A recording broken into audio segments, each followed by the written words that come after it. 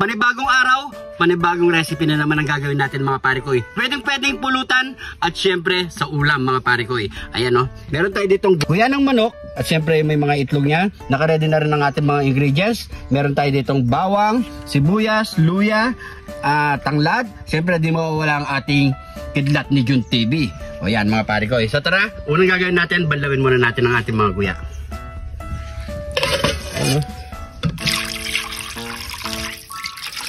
Yan. Nakabanlaw na natin yan mga pare ko.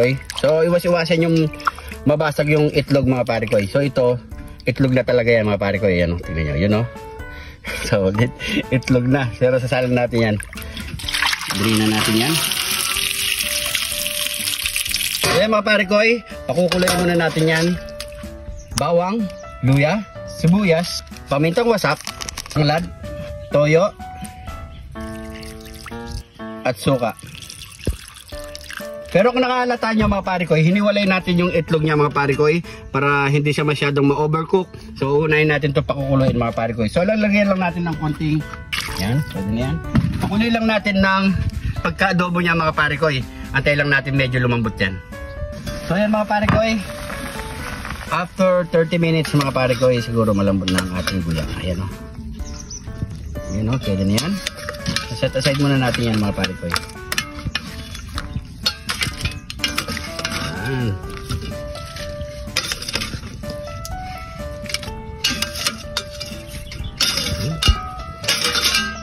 So magigisa na tayo. Magpainit na tayo ng mantika. Lagyan na natin ng luya, bawang at sibuyas. So antay lang natin lumabas sa kanyang aroma mga pare ko. Maglagay na ng oyster sauce. Haluin lang natin yan.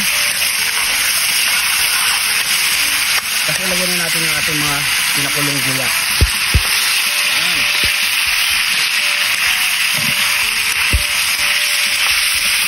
So haluin lang natin ng 3 minutes to mga pare ko. Maglagay na tayo ng konting toyo. Pamintang wasak. Pinagkuluan kanina mga pare ko. Yan. Pwede na yan.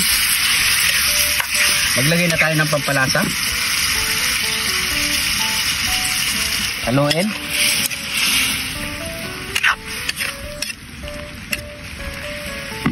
At ilagay na natin yung mga itlog-itlog niya mga pare ko. Yan.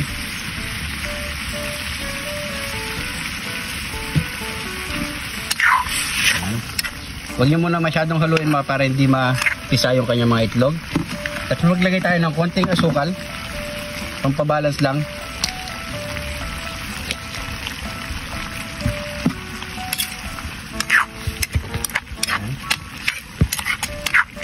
At ilagay na natin yung ating kidlat ni Jun TV.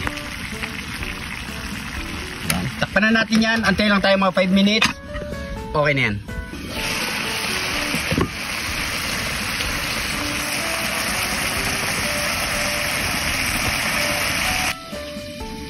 Pare ko tutuloy yata ito Yan.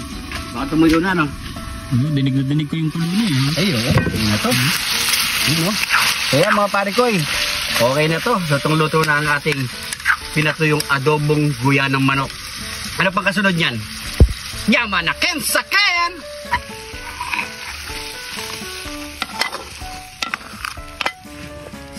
Ito na ang ating pinatuyong adobong guya ng manok mga pare ko. So ayan ganda ng pagkaluto mga pare ko.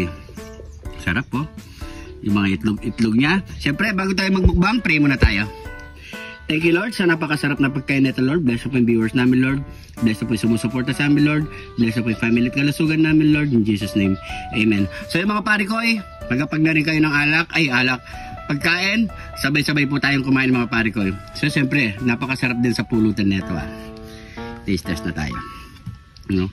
Siyempre, dito muna tayo sa itlog. Yan Wow! Siyempre, may init-init pa to. Yan natin ang sarsa. Siyempre, yung kidlat ni Jun TV. Gawin natin yan para palaman. Kain po.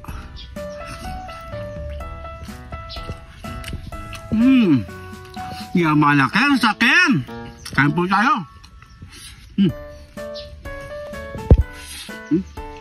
Sa itong atay.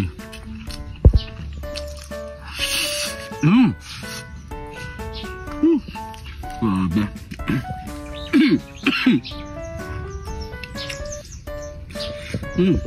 Malinit.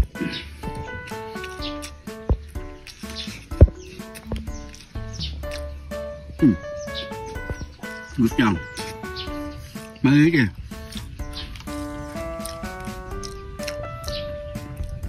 Sigurado, tumba yung isang kalderong kanin dito mga pare ko eh. Napakalasa, napakasarap sa kanin. Bili na kayo mga pare ko. Nabibili lang sa ano. Dito ako bibili sa may Pandakake. Sa may public market. Makikita nyo dyan mga pare ko eh. Nasa harapan lang siya. Sarap. Sili.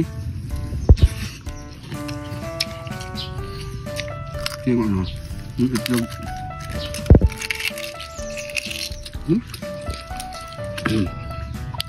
Nawasak na yung itlog, oh. Sarap. Tapos lagyan natin ng kain po. Sarap.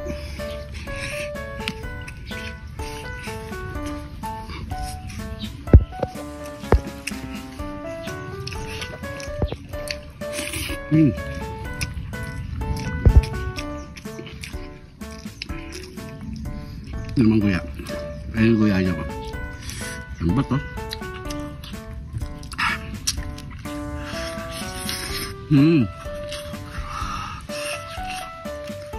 Sarap.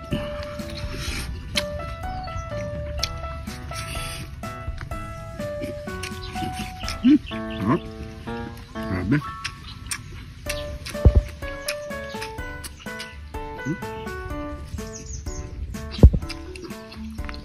Masarap ipalaman sa ano? Sili. Tapos bawal mo sa kanin. Kain po.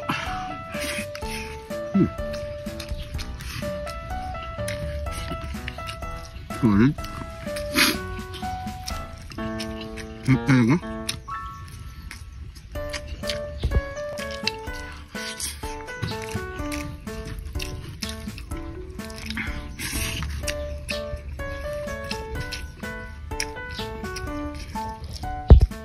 Iya. Iya.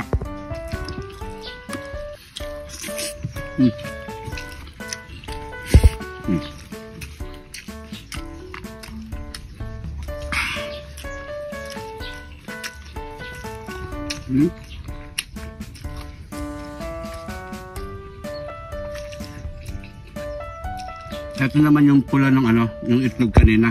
Ito. Yung buo na.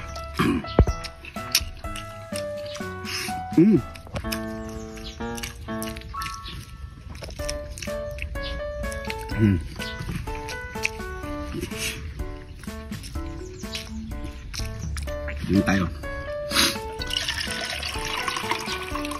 Tutuloy pa natin yan.